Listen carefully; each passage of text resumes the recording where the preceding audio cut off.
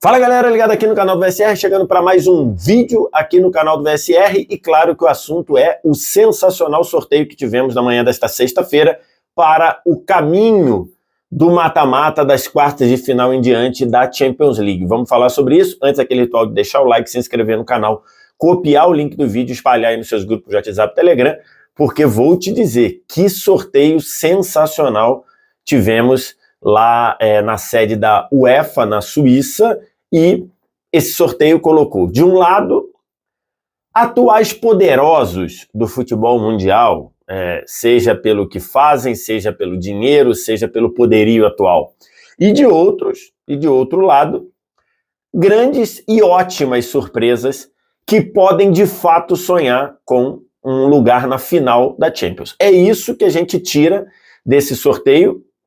O chaveamento está aqui do lado, e vocês estão vendo aí. De um lado da chave, a gente tem Milan, Napoli, Benfica e Inter.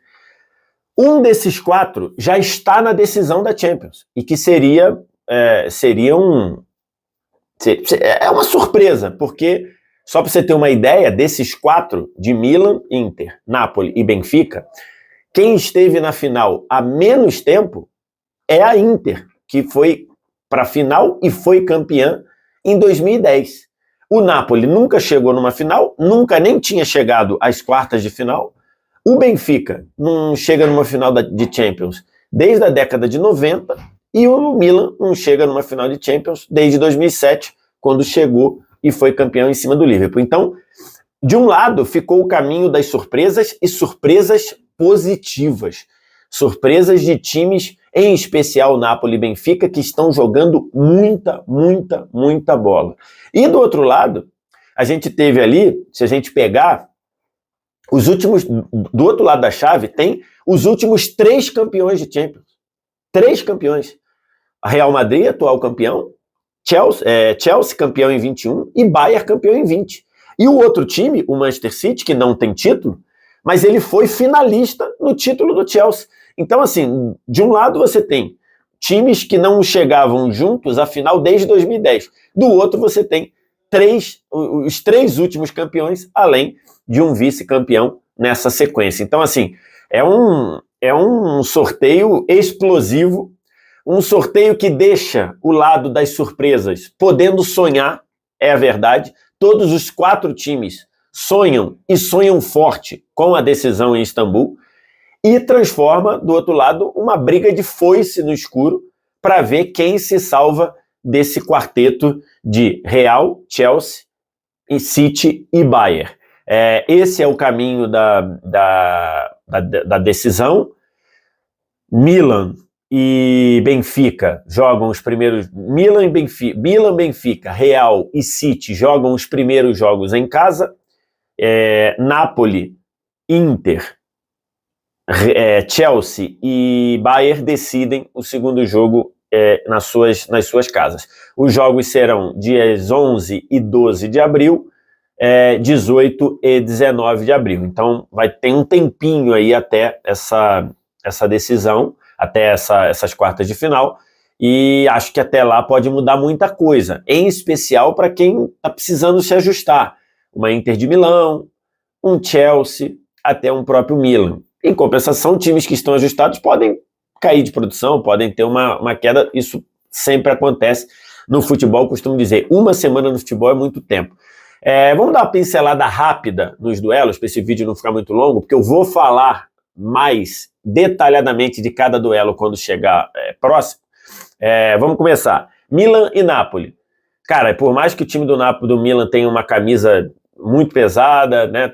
Embora eu não goste muito do termo, né? Eu relativizo muito o pesar a camisa, mas vou trocar. Embora o Milan tenha muita tradição na Champions, é o segundo maior campeão, 7 títulos. Em termos de bola jogada na temporada, tá muito diferente. O Napoli jogando muito bem e o time do Milan com muita dificuldade para jogar. Inclusive, o Milan não fez uma boa eliminatória contra o Tottenham, na minha visão. Né? Ganhou merecidamente, se classificou merecidamente, 1-0 e 0-0, mas não gostei do Milan. Acho que o Milan faz um ano muito decepcionante depois de ter sido campeão italiano com toda a justiça na temporada passada. E do outro lado, o Napoli, para mim, é o melhor time da temporada.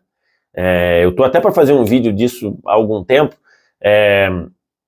Acho que agora eu vou deixar para quando o Napoli for campeão italiano, e acho que o Napoli pode ser campeão italiano nesse meio do caminho. Aliás, Napoli e Milan se enfrentam no dia 2 de abril pelo campeonato italiano.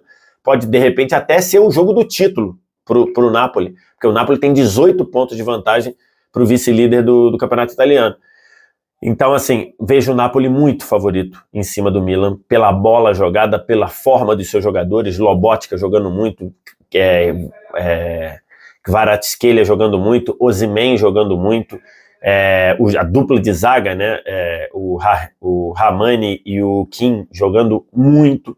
Então, assim, o Napoli, para mim, é bem favorito contra o Milan, né? O Milan tem mais tradição, o Milan tem 7 títulos e tudo, mas eu acho o Napoli bem favorito. No outro jogo, Benfica e Inter, eu vejo da mesma forma. Em termos de bola, não tem comparação. O Benfica, desde a pré-Champions, que eu tive a chance de comentar junto na narração do André Henning, nós dois falamos, olha, esse Benfica nasceu bem, olho nesse Benfica.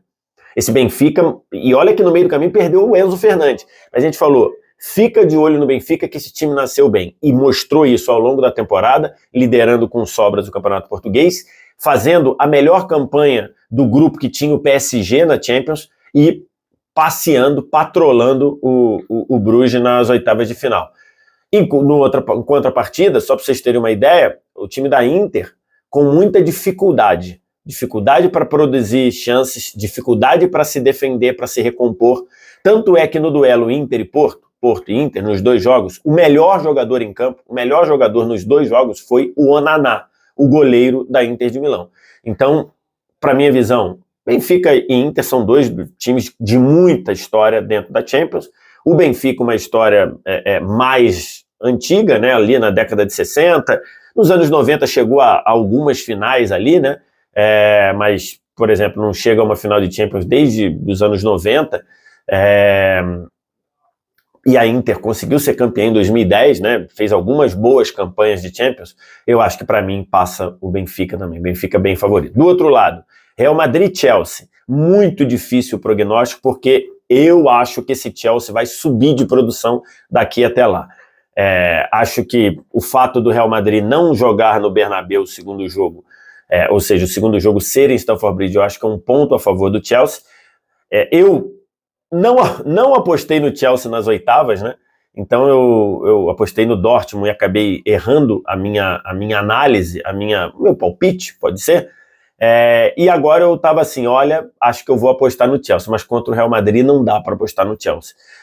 E não dá para apostar, acho que contra quase ninguém, porque o time do Real Madrid, além desse núcleo vitorioso de Champions, de entender o caminho da competição, de entender o que precisa ser feito na competição, de estar vivo mesmo quando é massacrado, como foi com o próprio Chelsea no jogo da volta do Bernabéu, eu acho que... E é um Real Madrid que tem um Benzema subindo de produção, um Vinícius Júnior entre os principais jogadores da temporada, você ainda tem um Courtois com capacidade de ser decisivo atrás, uma zaga melhorando de produção com Militão e Rudiger se firmando como os dois titulares, ainda tem um Modric e um Kroos aliviando a pressão no meio campo. Então, diante disso, eu acho que, mesmo com o Chelsea subindo de produção e o Enzo Fernandes está cada vez melhor, você tem um Havertz buscando aí para subir de produção, você tem um João Félix cada vez mais solto, eu acho que o Real Madrid é favorito. E o último jogo, City-Bayern, que o primeiro jogo é no Etihad Stadium e o segundo jogo é na Allianz Arena, eu não faço ideia do que vai acontecer. De fato, tem muita coisa em jogo. Ontem, quando na live que eu fiz me perguntavam qual era o confronto que eu achava melhor de qualidade, eu falei que era esse. Acho que era o confronto em que você vai ter os dois times tratando melhor a bola. Tem tudo para ser um confronto muito ofensivo, porque os dois times já passaram de 100 gols na temporada, né? O City tem 103 gols, o Bayern tem quase 120 gols. Você tem o componente do Guardiola voltando a duelar com o Bayern depois daqueles 3 anos em que ele dirigiu o Bayern. Você tem o componente do Haaland reencontrando o Bayern. O Bayern é o adversário que o Haaland mais enfrentou na carreira, jogou contra o Bayern 7 vezes e perdeu as 7, mesmo ele fazendo a parte dele. Nesses 7 jogos o Haaland fez 5 gols e deu 1 assistência, mas o Bayern levou a melhor nas 7 vezes que enfrentou o Haaland. Você tem aí um confronto de, não é de estilos, mas um confronto de modelo de clube, né? Enquanto o City tem esse modelo de pertencer a um país, de pertencer a um estado e ter quase dinheiro infinito, ou já ter tido em algum momento, hoje acho que nem é assim, mas já ter tido em algum momento esse dinheiro infinito para investir, enquanto o Bayern, embora tenha também percentuais de empresas fortes como donos do clube, o Bayern tem aquele outro pensamento, o pensamento mais alemão, de você ter o controle do clube na mão dos sócios, na mão dos torcedores. Então até isso é um confronto de... E eu também não sei o que vai acontecer, porque os dois jogam muito bem, cada um dentro do seu estilo. O Bayern é um estilo mais camaleão, pode jogar mais de um jeito. O City tem o poder do Haaland, embora não faça uma temporada tão dominante quanto as outras. Está vivo nas 3 competições, está vivo na Copa da Inglaterra, está brigando com o Arsenal 5 pontos atrás pelo inglês. O jogo do segundo turno é em Manchester e está vivo também na Champions. Então, assim, difícil ver. Se eu tivesse que palpitar alguém, eu palpitaria Bayern, mas não tenho a menor ideia do que vai acontecer. É esse o cenário. Mais próximo eu vou tratar especificamente de cada um e já fizemos o caminho também, né? Então, eu quero que vocês digam aqui embaixo, eu quero que vocês vão aqui no comentário e digam qual a final de vocês. Digam aqui embaixo no comentário qual a final vocês acham que vai acontecer e as suas impressões do sorteio também. Obrigado demais pela audiência. Um abraço. Obrigado sempre aí pelo carinho que vocês estão dando. O canal tá bombando. Um abraço. Tchau.